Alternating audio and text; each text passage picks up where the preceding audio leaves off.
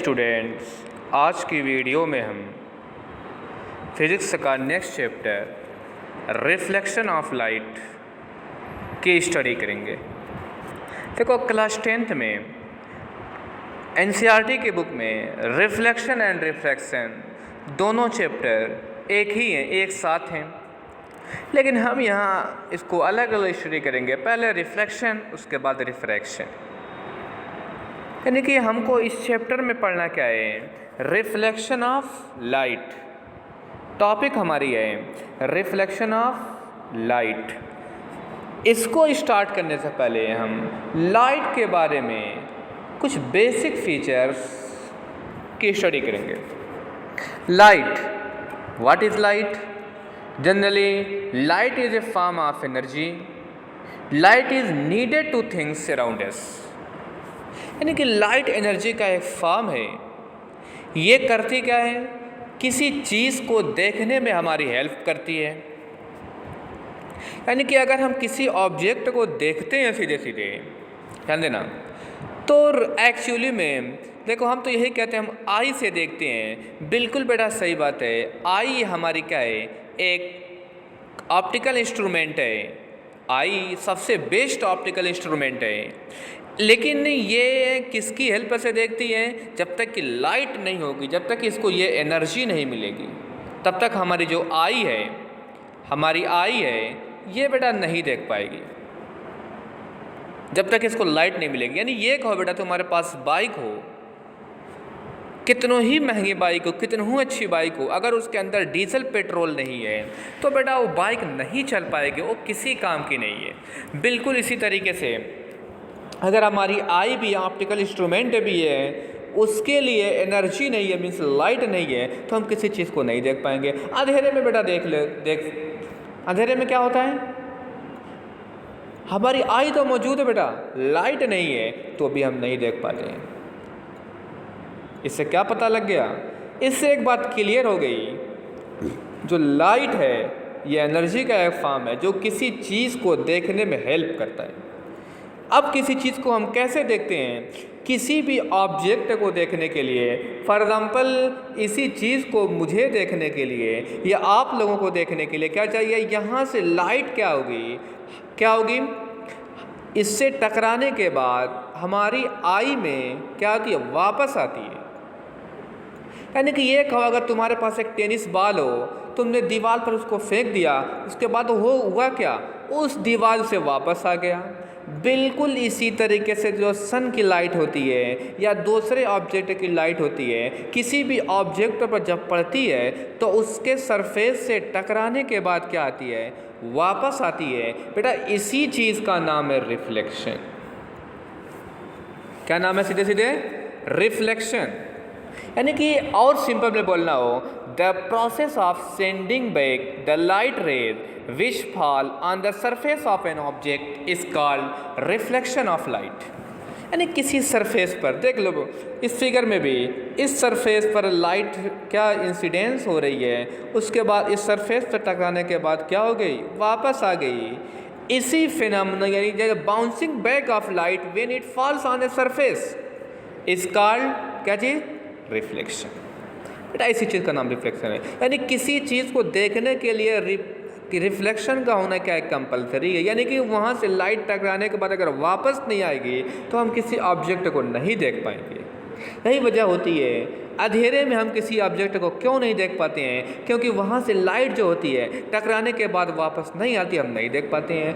For example तुम किसी dark room में हो, बहुत गौर करोगे, बिल्कुल नहीं देख पाओगे। जैसे ही वहाँ पर जो ट्यूबलाइट लगी होगी, जो टॉर्च होगा, जो बल्ब होगा, ऑन करोगे, देखना स्टार्ट कर देते हो। क्या मतलब? वो आई पहले भी थी लेकिन उसको एनर्जी नहीं मिल रही थी देखने की, जैसे ही तुमने लाइट को ऑन कर देखना स्टार्ट कर दिया। यही बेटा काम करता है लाइट। यानी इतनी इंपॉर्टेंट चीज़ है लाइट, ठीक है। और रिफ्लेक्शन क्या हुआ? The bouncing back of light when it falls on the surface is called reflection of light. यानी किसी ऑब्जेक्ट को देखने के लिए क्या कंपलसरी है? उस सरफेस से टकराने के बाद क्या आ जाना? वापस आ जाना। इसी का बेटा नाम है कौन सा? Reflection of light. सिंपल है, रिफ्लेक्शन ऑफ लाइट। यहाँ भी क्या देख रहे हो? हमारे पास एक मिरर है जिसको तुम क्या बोलते हो अपनी लैंग्वेज में? आईना। हिंदी में बोलते हैं दर्पण। यानी कि यहाँ पर भी क्या है, जैसा ही लाइट यहाँ से फॉल्स हो रही है, ये इस सरफेस पर गई, उसके बाद ये वापस आ गई। ये भी क्या है, यानी मिरर भी क्या करता है, ये रिफ्लेक्शन का काम करता है। यानी मिरर क्या होगा, एक रिफ्लेक्टर हो गया। ठीक है, अब बेटा कुछ मैं बेसिक टर्म बताने जा रहा हूँ जो किसके लिए ज़रूरी है, रिफ्लेक्शन होने के लिए। या इस मिरर को देखा जाए, मिरर ये बनता कैसे है। देखो मिरर में क्या होता है कि हमारे पास ग्लास होता है, ग्लास का जो बैक साइड होता है इस पर हम क्या करते हैं, पॉलिश कर देते हैं। पॉलिश जो अगर देखा जाए, सबसे जो बेस्ट मेटल होता है वो सिल्वर होता है। सबसे बेस्ट मेटल जो रिफ्लेक्टर का काम करता है वो सिल्वर होता है, यानी चांदी होती है।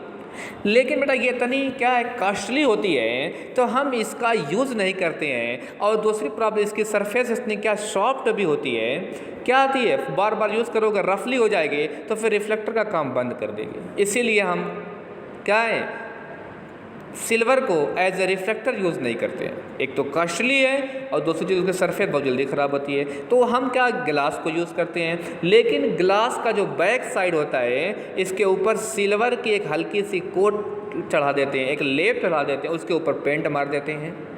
लेकिन जानते हो फिर भी ये काफ़ी महंगा पड़ता है, इसीलिए उससे भी बचने के लिए हम एल्यूमिनियम की कोटिंग करते हैं बैक साइड में, उसके बाद पेंट कर देते हैं, हमारा मिरर तैयार हो गया। लेकिन बार बार जब हम पढ़ेंगे बेटा, ध्यान देना, बार बार हम पढ़ेंगे तो बार बार इस फिगर को नहीं बनाएंगे, बल्कि क्या बनाएंगे, एक लाइन को ड्रा करेंगे वर्टिकली हॉरिजॉन्टल, इसका बैक साइड क्या होगा, इस तरीके से बना देंगे। तो यही चीज़ें सीधे क्या हो जाएगा, सीधे सीधे ये हमारा फिगर हो जाएगा किसका, मिरर का। अगर ऐसा फिगर मैं बनाऊंगा कभी भी तो ये समझो ये मिरर है। लाइट किधर फॉल्स होगी, इस सरफेस पर, ये वाला बैक वाला क्या होगा, रिफ्लेक्टर काम करेगा, लाइट उस पार नहीं जाएगी। इसलिए बेसिक टर्म में क्या याद करना है, सिल्वर जो है सबसे बेस्ट रिफ्लेक्टर है।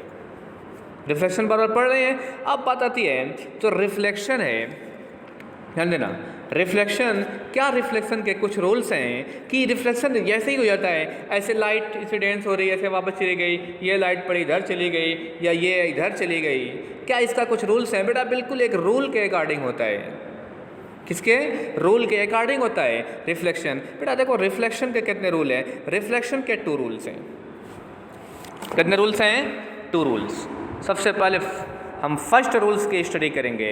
रिफ्लेक्शन का जो फर्स्ट रूल है, ध्यान देना, जो रिफ्लेक्शन का आपका फर्स्ट रूल है, देखो जो रिफ्लेक्शन का फर्स्ट रूल है वो क्या है, the incident ray, the reflected ray and normal at the point of incidence all lie in the same plane.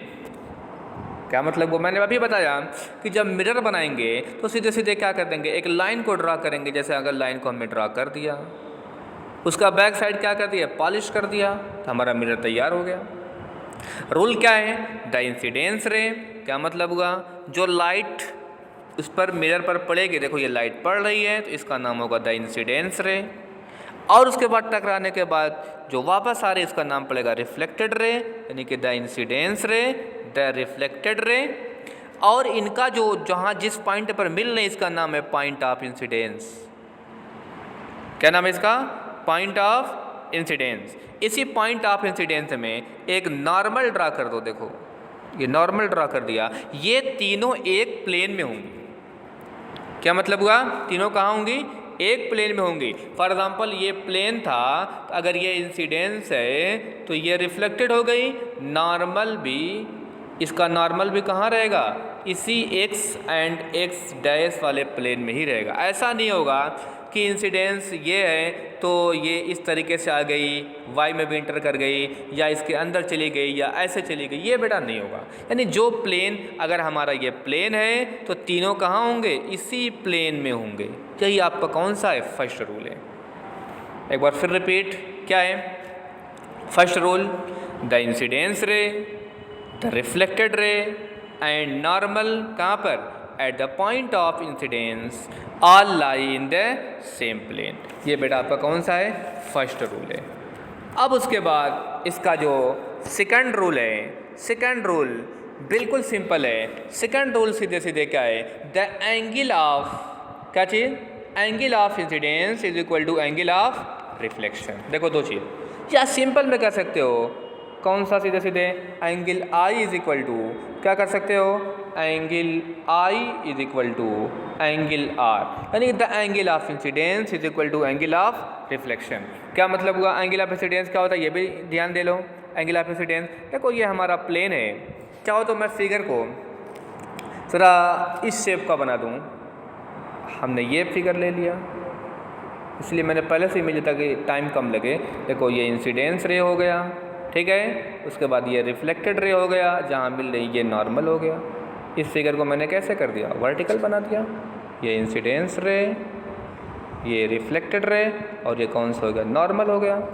अब इसी नॉर्मल के साथ जो इंसिडेंस रे एंगल बनाती है उसका नाम होता है एंगल ऑफ इंसिडेंस, सिंबल होता है आई, ठीक है। और रिफ्लेक्टेड रे जो नॉर्मल के साथ एंगल बनाती है उसका क्या नाम होता है, एंगल ऑफ रिफ्लेक्शन। यानी कि ये दोनों एंगल आपस में बराबर होंगे। इसी फिगर को देखो यहाँ पर इस तरीके से बनाया है, इंसिडेंस रे, उसके बाद रिफ्लेक्टेड रे, और ये नॉर्मल, यही आई एंड आर क्या होगा, आपस में बराबर होगा, ठीक है। इस पर कुछ एग्ज़ाम में सिंपल न्यूमेरिकल्स पूछते हैं, कभी थोड़ा सा घुमा भी देता है। सिंपल क्या पूछता है, देखो सिंपल कुछ क्वेश्चंस क्या होते हैं, बिल्कुल सिंपल होते हैं, और कुछ क्वेश्चन में जैसे मैं कहूँ a ray of light is incidence on a plane mirror at an angle of 35 degree, what is the angle of reflection. तो कॉमन सेंस है, जो एंगल ऑफ इंसिडेंस होगा वही एंगल ऑफ क्या होगा, रिफ्लेक्शन होगा। अगर इंसिडेंस 35 दिया है तो रिफ्लेक्शन भी कितना होगा, 35 होगा। इस ऐसे क्वेश्चन में कुछ भी दिक्कत नहीं है। लेकिन क्वेश्चन को जब थोड़ा सा टफ करता है तो एंगल बेटा ध्यान देना, एंगल दे देता है कहाँ से, इसकी सरफेस से एंगल बोल देता है, ये वाला एंगल दे देता है। वो क्वेश्चन कैसे बोलेगा, इस तरीके से कह सकता है a ray of light strikes a plane mirror at an angle of 40 degree to the mirror surface, यानी कि देखो 40 degree to the mirror surface, यानी मिरर की सरफेस से 40 डिग्री। तो what is the angle of reflection, तो हमको तो ये एंगल चाहिए बेटा। कौन सा एंगल, ये एंगल, तभी तो रिफ्लेक्शन बता पाएंगे। अब जानते हैं ये नॉर्मल था तो ये 90 बनाएगा, 90 से 40 को माइनस कर दो, कितना बचेगा, 50 बचेगा। तो रिफ्लेक्शन भी कितना हो जाएगा, angle r is equal to कितना होगा, 50 होगा। अब 40 का 40 आंसर मत बता देना, यही क्वेश्चन की बारीकी होती है। एक बिल्कुल डायरेक्ट क्वेश्चन और दूसरा कौन सा, to the surface of mirror से, बस इससे टफ क्वेश्चन नहीं होता है, ठीक है। उम्मीद करता हूँ समझ में आ रहा। और भी बुक में चाहे तो तुम बहुत सा क्वेश्चन पढ़ सकते हो, ठीक है, देख सकते हो। अब इसमें अब रिफ्लेक्शन के रूल्स पढ़ लिए। अब बताते हैं रिफ्लेक्शन जो होता है, रिफ्लेक्शन कितने टाइप का होता है। ध्यान देना, जो रिफ्लेक्शन होता है, देखो वही सारे क्वेश्चंस को मैंने यहाँ लिया है। यहाँ पर भी कितना दिया है, यानी कि अब इस प्लेन के साथ 35 डिग्री का इंसिडेंस एंगल बन रहा था। इस क्वेश्चन में 35 डिग्री का बन रहा था, तो एंगुलर रिफ्लेक्शन कितना होगा, 90 - 35 55 होगा, तो रिफ्लेक्शन भी कितना होगा, 55 हो जाएगा।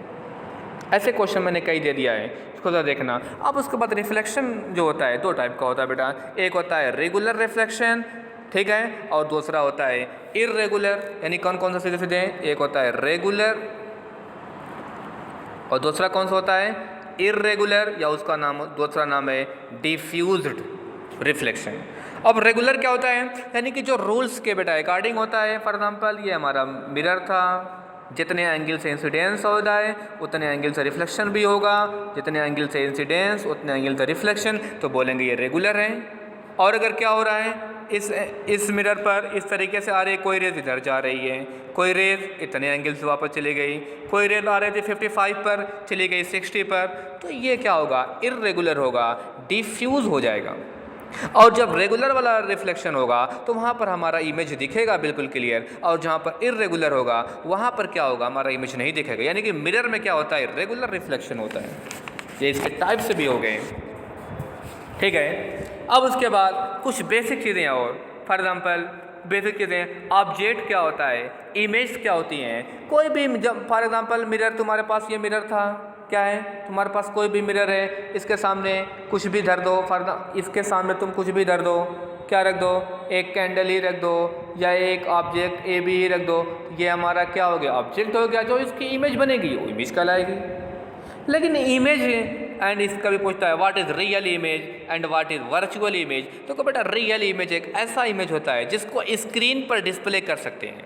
सिंपल में ये कहो, तुम्हारी मोबाइल के अंदर जितनी भी वीडियोज़ हैं, जब उसको तुम ऑन करोगे तो क्या होगा, वो जितने भी इमेज हैं सब रियल इमेज होंगे, यानी इमेज का रियल। और वर्चुअल इमेज कौन सा होता है, मिरर के सामने खड़े रहे, लाइट का फॉल्स हुआ, इमेज बना, उसके बाद हट गया तो क्या हो गया, फिनिश हो गया। और जबकि मोबाइल के अंदर क्या है, फॉर एग्जाम्पल कोई एक्टर्स हैं, कोई ड्रामेटिस्ट है, ठीक है, ऐसा नहीं है कि वो ड्रामेटिस्ट तुम्हारी मोबाइल के सामने आता है तब इमेज बनता है, नहीं, उसने ऑलरेडी रियल इमेज को कैप्च करके उसके अंदर फिल कर दिया गया है।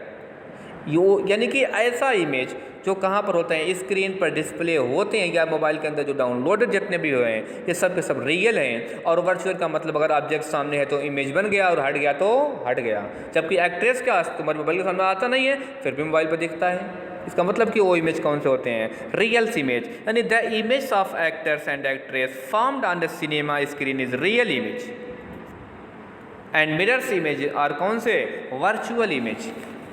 ठीक है, ये बेसिक टर्म था। ठीक है, अब उसके बाद थोड़ा सा इमेज का फॉर्मेशन प्लेन मिरर पर देखा जाए तो प्लेन मिरर पर देखो, ये बहुत ज़्यादा इंपॉर्टेंट नहीं है प्लेन मिरर का फॉर्मेशन, बल्कि स्फेरिकल मिरर्स हमको पढ़ेंगे डिटेल में, लेकिन उसको भी मैं थोड़ा बता दूं। अगर हमारे पास प्लेन मिरर हो, यानी तुम्हारे अंदर आईना हो, तो सामने उसमें इमेज का जो बनता है उसके कुछ होती है कैरेक्टरिस्टिक्स। क्या होती है उस इमेज की, कुछ होती है कैरेक्टरिस्टिक। ज़रा मैं उसके बारे में बता दूं। जो होती है, सबसे पहले एक चीज़ उसमें होता है लैटरल इन्वर्जन। क्या होता है, लैटरल इन्वर्जन। इन्वर्जन मीन्स उल्टा होता है, लैटरल मीन्स लेफ्ट का राइट। यानी क्या होता है, जब तुम आईने के सामने खड़े होते हो जो तो तुम्हारा लेफ्ट है उसके अंदर राइट दिखता है, जो राइट है वो लेफ्ट दिखता है, नहीं दाएँ का बाएँ, बाएँ का दाएँ। इसी का नाम क्या है, लैटरल इन्वर्जन। इसी चीज़ के लिए एम्बुलेंस में जो लिखा होता है वो वर्ड को उल्टा लिखते हैं। किस तरीके से लिखते हैं, पीछे की तरफ से लिखते हैं। यानी कि उनको अगर एम्बुलेंस लिखना होगा तो इस तरीके से लिखेंगे एम्बुलेंस, यानी उल्टे इस तरीके से आएंगे। डायरेक्ट एम्बुलेंस ऐसे नहीं लिखेंगे, उल्टा लिखेंगे तो जो पीछे व्हीकल्स होंगे उनको सीधा दिखेगा लैटरल इन्वर्जन से। ठीक है, ये करके देख लेना। मिरर के सामने खड़ा होकर आपने राइट हैंड को उठाना तो लगेगा वहाँ लेफ्ट है। ठीक है, ये होता है लैटरल इन्वर्जन। और दूसरी क्या है, जितने सामने उसके खड़े रहोगे उतनी ही बैक साइड में उसका इमेज बनेगा। फॉर एग्जांपल अगर तुम प्लेन मिरर के सामने 5 सेंटीमीटर पर खड़े हो तो बैक में जो इमेज बनेगा वो भी 5 सेंटीमीटर पीछे बनेगा। तो इस पर कभी कभी कुछ क्वेश्चन पूछ देता है। For example if I stand 5 centimetre in front of a plane mirror, what will be the distance me and my image. जाहिर सी बात है, मैं 5 सेंटीमीटर उसके फ्रंट पर सामने खड़ा था तो 5 सेंटीमीटर ये हो गया, मेरा इमेज कहाँ बनेगा, इसके बैक से 5 बनेगा, तो मी एंड माई इमेज के बीच की डिस्टेंस कितनी हो जाएगी, 10 सेंटीमीटर हो जाएगी। ये दिमाग में रख लेना, इंपॉर्टेंट क्वेश्चन है। यानी कि जितना तुम उस मिरर के सामने खड़े रहोगे उतने बैक साइड में क्या होगा, उसका इमेज बनेगा। ठीक है, वीडियो बहुत लॉन्ग हो जाएगा, अभी कुछ और टॉपिक थी। अब उसके बाद ये बिल्कुल बेसिक नॉलेज था, इसको मैंने ऑनलाइन क्लास में भी बता दिया है, लेकिन जो लोग नहीं पढ़े थे वो लोग देख लेना, जो लोग पढ़े थे उनको बहुत प्रॉब्लम नहीं होगी। अब हमको मेन टॉपिक स्टार्ट करनी है, कौन सा, स्फेरिकल मिरर्स के बारे में, यानी रिफ्लेक्शन पढ़ना है। असल कौन सा, स्फेरिकल मिरर्स, यानी कौन सा, concave mirror and convex mirror, उसके कुछ बेसिक टर्म, इसको नेक्स्ट वीडियो में। Okay, thank you.